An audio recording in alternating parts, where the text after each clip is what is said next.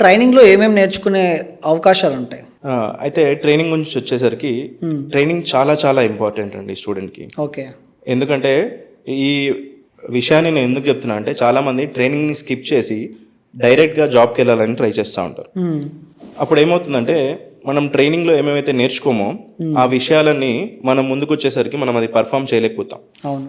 Okay, so ట్రైనింగ్లో మనం ఏం నేర్చుకుంటాం అంటే బేసిక్ ఆపరేషన్స్ అన్నీ నేర్చుకోవాల్సి ఉంటుంది. ఏ పర్టికులర్ డిపార్ట్మెంట్లో మనం ట్రైనింగ్కి వెళ్తున్నామో ఆ డిపార్ట్మెంట్కి సంబంధించిన చిన్న చిన్న ఆపరేషన్స్ తీసుకొని మోస్ట్ ఇంపార్టెంట్ ఆపరేషన్స్ వరకు అన్నిటి గురించి తెలుసుకుంటాం.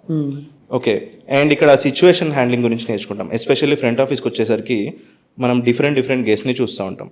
మన క్లయింట్లు ఎవరంటే ఒక రిచ్ పర్సన్ నుంచి తీసుకొని సెలబ్రిటీ అయి ఉండొచ్చు, లేకపోతే మినిస్టర్స్ కూడా ఉండొచ్చు, అండ్ ఫారిన్ సంబంధించిన డిప్లొమాట్స్ కూడా అయి ఉండొచ్చు. ఓకే. సో ఇంత వాల్యుబుల్ క్లయింటెల్ని మనం హ్యాండిల్ చేస్తున్నప్పుడు బిహేవియర్ కానీ మన ప్రొఫెషనలిజం కానీ చాలా మ్యాటర్ చేస్తుంది అనమాట.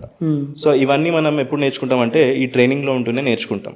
సో దీన్ని మిస్ అవుతే ఏమవుతుందంటే మనకు డాక్యుమెంటేషన్ రాదు, ప్రాపర్ కమ్యూనికేషన్ రాదు, అండ్ ఇట్లా క్లయింటెల్ హ్యాండ్లింగ్ తెలియదు, ఎవరిని ఎలాగా మేనేజ్ చేయాలనేది రాదు.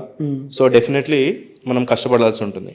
సో ట్రైనింగ్ అనేది చాలా చాలా ఇంపార్టెంట్. ట్రైనింగ్లో ఒక కంప్లీట్ ప్రొఫెషనల్స్కి కావాల్సిన బెస్ట్ ఏవైతే విషయాలు ఉంటాయో అవన్నీ మనం ట్రైనింగ్లో నేర్చుకుంటాం. ఓకే.